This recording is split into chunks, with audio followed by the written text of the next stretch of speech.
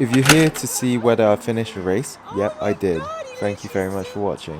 Obviously, there are a lot more going on than just going for the run. And to see how I got to signing up for a half marathon with less than 6 weeks to go, first I have to tell you what exactly I've been doing since my last video, where I ran 5k every day for 30 days straight.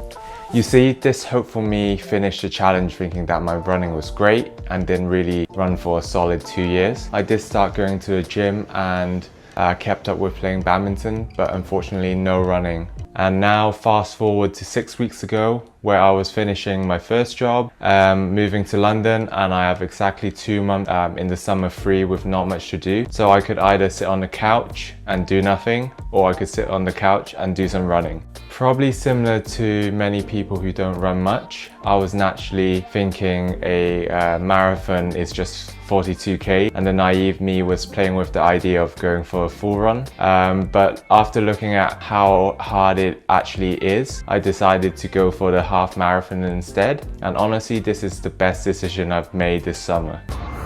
Day one, I just booked on to do a half marathon in 6 weeks. So there's no turning back now. So in terms of prepping for the race, I followed Nike's half marathon training plan, which was designed for all levels of runner to be able to train to complete a half marathon in 14 weeks. But as I only got 6 weeks, I had to skip some weeks of training, and at the start I started off with a 5k to just get warmed up, and then after 10 days I moved on to a 10k, which at that point was actually the longest distance running I've ever done, because I always found doing longer runs a bit boring. In the weeks leading up to the race, I continued to follow the plan pretty consistently, doing short runs, interval fast runs and 5Ks, 15Ks, and the longest I've done up to that point was 16.1k. And when everything was going so well, with around 2 weeks ago, this happened. So during one of the runs, I felt some tightening and discomfort in my right foot, and as usual, I just shook it off and kept running. And I think I did pay the price for that, because for the next few days, I just kept trying to run and it didn't feel right. Yeah, I was on track to do a 11k today. It's only 1 week left until my race. So I started doing my race, then my foot started hurting.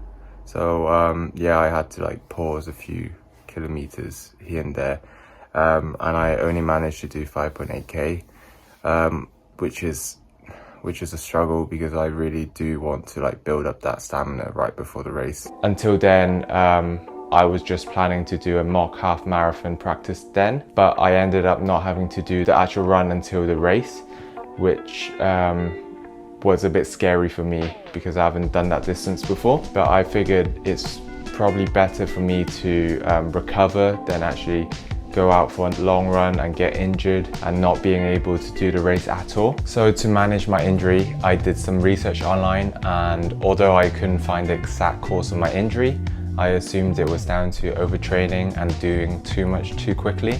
So I decided to do a bit less intensive training and focus on doing ankle strengthening exercises to see if that helps.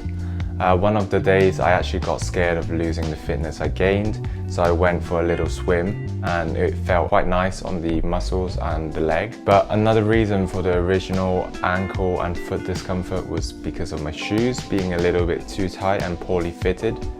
But before this, I couldn't really justify getting another pair of shoes. Well, I started looking at a new pair of shoes after this. A lot of YouTubers recommended these shoes. I honestly can't see any other shoe taking that spot. So this is the Hoka One One Mach 4, and I actually got a really good deal on them because the newest model just came out, and these are just as good as the newer ones.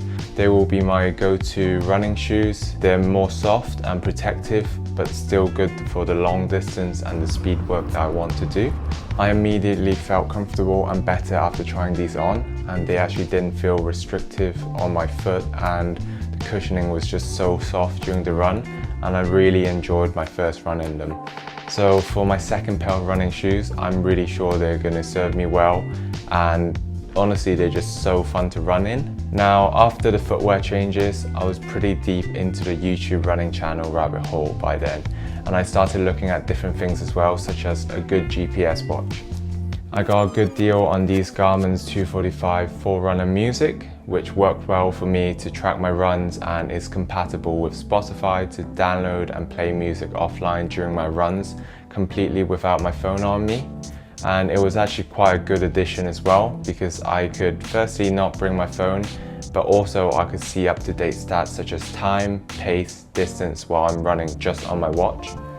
And after using something like this for 2 weeks, I'm really happy to recommend something like this when you're actually getting into running. I got mine secondhand, so it didn't break the bank, but it was a really good opportunity to try out a nice piece of tech. So now to summarize the race. Overall, I think I ran the race quite well. I knew that there would be people a lot faster than me. They were trying to finish in like 68 minutes. And I went on to the run with the goal to finish as good as I could possibly do, not to be influenced by other people's pace. Kept it slow and steady at the start and actually got overtaken by quite a few people, but I knew I should keep my ego in check, and I think my decision did pay off, as I did find myself overtaking quite a few people towards the latter half of the run. It was going well until the last 2 miles, and I'm not really sure what happened there. Whether it was because I haven't done the distance before, or whether I knew I wasn't going to make the 2-hour goal.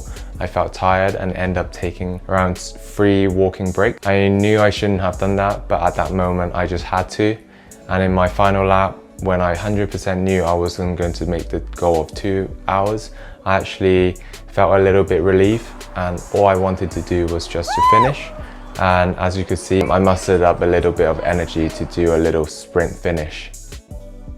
So overall, I had 3 goals and I managed to hit 2 of the goals. Firstly, to finish the race, but also finish it under 2 hours and 15 minutes. My third goal was to finish it under 2, but I came really close at 2 hours and 4 minutes. I'm really happy with the results of what I've got, especially during such a short time span of training, especially with the little hiccup in the last 2 weeks. So I really can't complain, and I don't think I would be any happier if I hit the third goal either.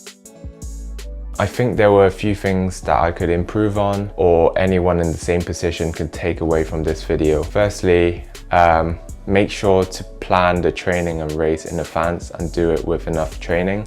I got lucky with a tiny injury, but another person could be out of commission for the race. Secondly, definitely do get fitting running shoes and equipment. And finally, if you're just doing the run for the first time, don't dwell too much on the pace and just aim to finish and have fun. I certainly had so much fun and satisfaction doing this. I know last time I did a 5K and I said, oh, running is great and I'll keep doing, but I feel like I actually got into the groove this time, and I think I'll be releasing more videos of running. So yeah, I'm gonna keep myself accountable by releasing this video.